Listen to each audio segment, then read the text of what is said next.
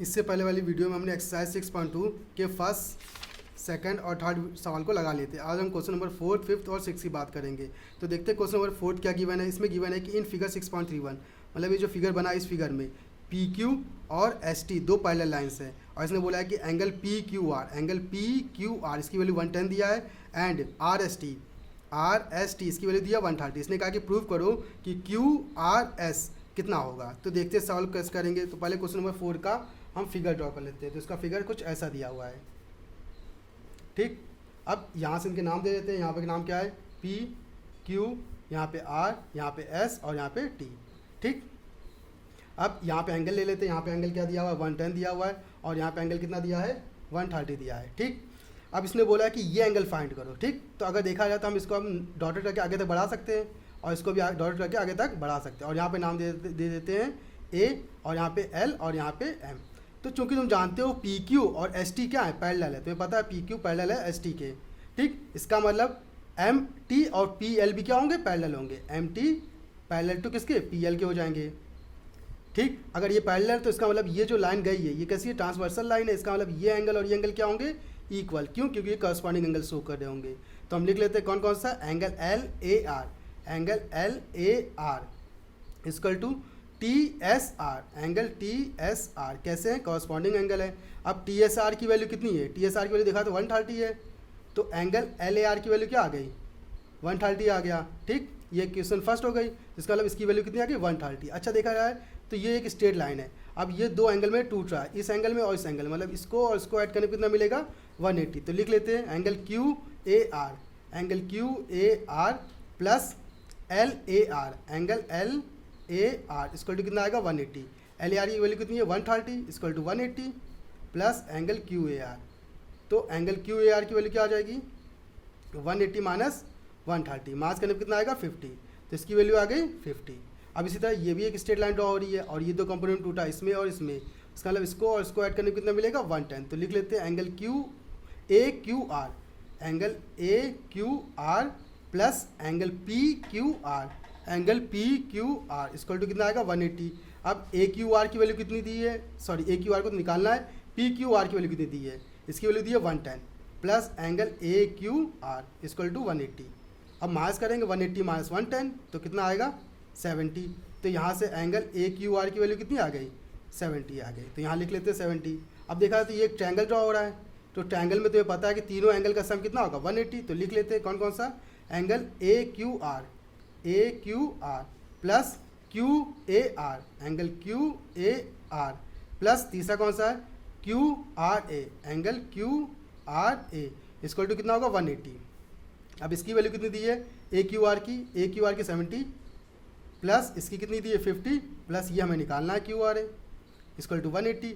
Add करेंगे 120 आएगा, 120 plus का हो जाएगा तो माइनस का, तो क्यू आर ए की वैल्यू कितनी आ जाएगी, 180 माइनस 120। तो इसको सॉल्व में कितना आएगा, 60। तो एंगल क्यू आर ए की वैल्यू कितनी आ गई, 60। अच्छा तुम देख रहे हो क्यू आर ए और क्यू आर एस दोनों में ये एंगल सेम है, इसका मतलब क्यू आर ए और क्यू आर एस क्या होंगे, इक्वल। तो लिख लेते हैं angle Q R A equal to angle Q R S equal to कितना हो जाएगा, 60। और यहाँ से इसका आंसर आ गया। अब क्वेश्चन नंबर 5 देख लेते हैं। क्वेश्चन नंबर 5 क्या कह रहा है। तो क्वेश्चन नंबर 5 देखा जाए तो इसमें बता रहा है कि इन फिगर 6.32 मतलब ये जो फिगर बना है इस फिगर में अगर ए बी और सी डी क्या है, दो पैरेलल लाइंस हैं। तो इसने कहा कि देखा जाए ए पी क्यू इसकी वैल्यू 50 दी है एंड पी आर डी मतलब देखते हैं पी आर डी इसकी वैल्यू कितनी दी है, 127। तो इसने बोला कि फाइंड करो एक्स और वाई को, मतलब एक्स और वाई फाइंड करना है। तो देखा जाए कैसे करेंगे। तो पहले हम इसका डायग्राम बना लेते हैं। तो इसका डायग्राम कुछ ऐसा दिया हुआ है, दो पैरेलल लाइंस है जिसका नाम है ए बी, यहाँ पे सी और यहाँ पे डी, और यहाँ पे एक ट्रायंगल फॉर्म हो रहा है। ट्रायंगल बना लेते हैं। नाम है यहाँ पे पी क्यू आर, इसकी वैल्यू कितनी दी है, 127, ठीक। और इसकी वैल्यू दी है 50। यहाँ ये वाई है और यहाँ पे क्या है, ये एक्स। तो इस एक्स और वाई की वैल्यू फाइंड करनी है। तो देखा जाए अगर ये और ये लाइन दोनों क्या है, पैरेलल गिवन है और ये ट्रांसवर्सल लाइन गई है, इसका मतलब ये एंगल और ये एंगल क्या होंगे, इक्वल, क्योंकि कैसे अल्टरनेट इंटीरियर एंगल बना रहे हैं। तो लिख लेते हैं कौन कौन सा, angle A P R, angle A P R equal to कौन सा, PRD, एंगल PRD कैसे है? अल्टरनेट इंटीरियर एंगल है। अब यहाँ देखा जाए तो PRD कितना है? 127, तो PRD की जगह 127 लिख लेते हैं, तो APR की वैल्यू आ गई है।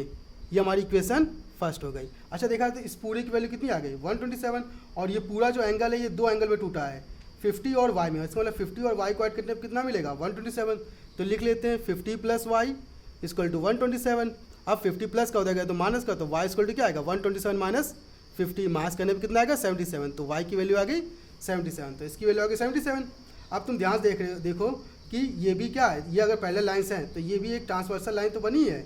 अब इसका मतलब क्या, ये एंगल और ये एंगल भी क्या होंगे? इक्वल। तो ये 50 दिया तो ये भी कितना होगा? 50 होगा। तो लिख लेते हैं APQ, एंगल APQ, ठीक। APQ = किसके हो जाएगा? PQR, angle PQR। क्यों? क्योंकि कैसे? अल्टरनेट इंटीरियर एंगल शो कर रहे हैं। अब APR की वैल्यू कितनी है? 50, और इसकी वैल्यू क्या है? x, तो x का मान कितना आ गया? 50, और यहाँ से इसका आंसर आ गया। अब क्वेश्चन नंबर 6 देख लेते हैं।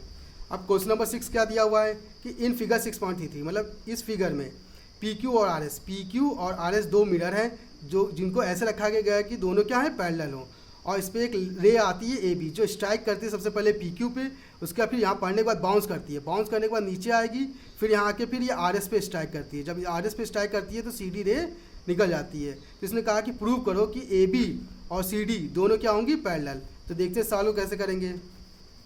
तो हम पहले बना लेते इसका डायग्राम। दो मिरर दिए हुए, एक मिरर ये, एक मिरर ये, ठीक। दोनों क्या है? पैरेलल रखे गए हैं। तो मिरर में पहले पीछे पेंट कर देते हैं कि अगर पेंट नहीं करेंगे तो यहाँ रिफ्लेक्शन आ जाएगा, जबकि हमको शो कराना है क्या? रिफ्लेक्शन। अब यहाँ पे लिख लेते हैं इनके नाम, यहाँ पे P, ये Q, ये R और ये S, ठीक। यहाँ से एक रे आती है AB, यहाँ स्ट्राइक करेगी, स्ट्राइक करने के बाद फिर ये वापस अपने मीडियम में आ जाएगी, फिर यहाँ पढ़ने के बाद फिर यहाँ से स्ट्राइक करेगी और फिर ये चली जाएगी, ये हो जाएगा D। तो अब इसने बोला कि हमको दिया क्या गया? हमको दिया गया PQ और RS, PQ और RS दोनों क्या हैं? पैरेलल हैं। और प्रूफ क्या करना है हमको प्रूफ करना है कि AB और